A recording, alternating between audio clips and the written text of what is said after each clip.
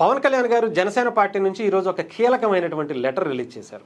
దీని మీద చాలా విషయాల మీద స్పందిస్తూ ముఖ్యంగా నిన్న ఏబిఎన్ ఛానల్ మీద చేస్తున్నటువంటి వైఎస్ఆర్సీపీ కొంతమంది దాడిని, అలాగే వైఎస్ఆర్సీపీకి సంబంధించినటువంటి నాయకులు రోజా గారు కావచ్చు, మిగతా వాళ్ళు చేసినటువంటి ప్రకటనలు, మాటలు, ఇష్టానుసారం రెచ్చిపోయినటువంటి తీరు మీద పవన్ కళ్యాణ్ గారు తీవ్రంగా స్పందించారు.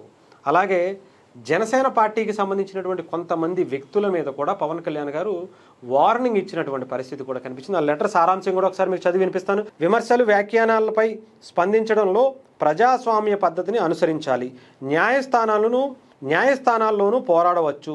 దాడులే సమాధానం కాదు. వైసీపీ చేస్తున్న దిగజారుడు వ్యాఖ్యలకు కూటమి పార్టీ ఏం చేయాలి? 2019 నుంచి 24 వరకు చేసినటువంటి మాటలు, దాడులు ఏ రకమైనటువంటి మనం ప్రత్యేకించి చెప్పాల్సిన అవసరం. దాని గురించి పవన్ కళ్యాణ్ గారు మాట్లాడారు. అలాగే ఉప ముఖ్యమంత్రి పవన్ కళ్యాణ్ గారు, జనసేన పార్టీ అధ్యక్షులు శ్రీ పవన్ కళ్యాణ్ గారిపై సాక్షాత్తు పార్టీ అధ్యక్షుడే అప్పటి ముఖ్యమంత్రి స్థానంలో ఉండి మాటలు, హద్దులు ఏ రకంగా దాటాయో మనం చూసాం. అంటే ఒకసారి అది కూడా మీకు క్లియర్గా చెప్తాను.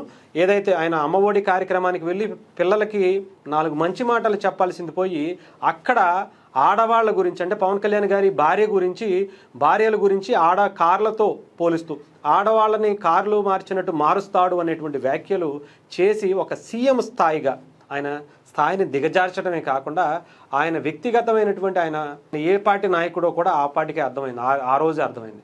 ఆంధ్రప్రదేశ్ ప్రజలు అదంతా కూడా గమనించారు కాబట్టే ఈరోజు ఆయనకి ఈ పరిస్థితి వచ్చిందని కూడా చెప్పచ్చు. ఇలాగే చాలా క్లియర్గా ప్రజా జీవితంలో ఉన్న ప్రతి ఒక్కరూ నడకను, మాటలను జంజి గమనిస్తోంది, మర్చిపోవద్దు. ప్రజాస్వామ్య రాజకీయాల్లో విమర్శలు, ప్రతి విమర్శలు, ఆరోపణలు, ప్రత్యారోపణలు, వ్యాఖ్యానాలు ఉంటాయి.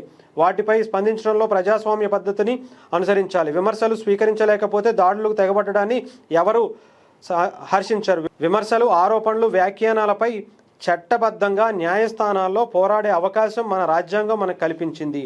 వైసీపీ ప్రతిపక్షంలో ఉన్నప్పుడు, అధికారంలో ఉన్నప్పుడు ప్రతిపక్ష హోదా కూడా సాధించలేని స్థితిలో కూడా చేస్తున్నటువంటి వ్యాఖ్యలు ఆ పార్టీ దిగజారుడుదనాన్ని చూపిస్తున్నాయి.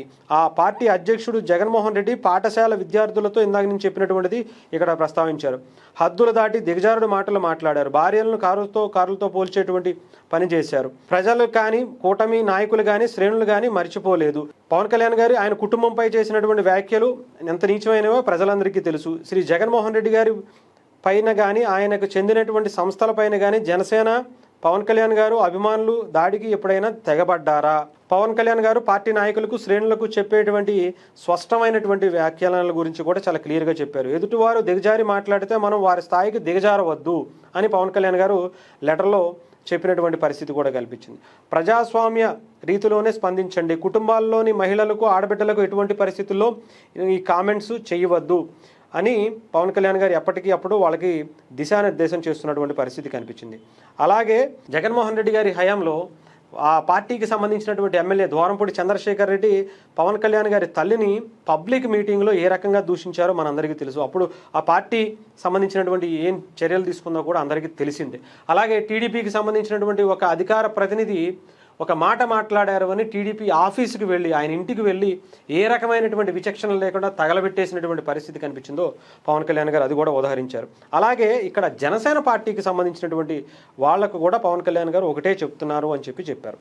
ఇక్కడ జనసేన నాయకులకు, వీర మహిళలకు, ఇక్కడ చాలా క్లియర్గా వినండి, జనసేన నాయకులకు, వీర మహిళలకు ప్రజల ముందు, మీడియా ముందు మాట్లాడేటప్పుడు ఏ విధంగా సిద్ధం కావాలో శ్రీ పవన్ కళ్యాణ్ గారు పలు సందర్భాల్లో చెబుతూ ఉంటారు. పెదవి దాటని మాట నీకు బానిస, పెదవి దాటిన మాటకు నీవు బానిస అని పవన్ కళ్యాణ్ గారు పదే వాళ్ళకి చెప్తూ ఉంటారట. అంటే విలువలతో కూడినటువంటి, గౌరవంతో కూడినటువంటి పదాలను, వ్యంగ్యంతో కూడినటువంటి పదాలనే మీరు వాడాలి. అది ఎదుటివాళ్ళు స్వీకరించేలా ఉండాలి తప్ప ఎదుటివాళ్ళు మనల్ని హద్దులు దాటి మాట్లాడారు అని అనిపించుకునేలా ఉండకూడదని చెప్పినటువంటి పరిస్థితి. సామాజిక మాధ్యమాల్లో పోస్టులు పెట్టినా చట్టబద్ధంగా ముందుకు వెళ్ళాలి అని దిశానిర్దేశం చేశారు. దీనికి సంబంధించి ఏబిఎన్ ఆంధ్రజ్యోతి కార్యాలయంపై దాడి జరిగినటువంటి దాని మీద కూడా పవన్ కళ్యాణ్ గారు కొంచెం సీరియస్గానే స్పందించినటువంటి పరిస్థితి కనిపించింది. ఇది కరెక్ట్ కాదు అనేది కూడా ఇప్పటికీ చాలా సందర్భాల్లో చెప్పారు. మళ్ళీ పవన్ కళ్యాణ్ గారు ఇదే పందాని, వాళ్ళ ఆలోచనని, వాళ్ళ పార్టీ వైఖరిని కూడా తెలియజేయడం జరిగింది. ఏదేమైనా దీని గురించి డెఫినెట్గా కూడా ఆంధ్రప్రదేశ్ ప్రభుత్వం చాలా సీరియస్గానే తీసుకోవాల్సినటువంటి పరిస్థితి ఉంది. వైఎస్ఆర్సీపీ చాలా రెచ్చగొట్టేటువంటి ధోరణిలో కనిపిస్తూ ఉంది.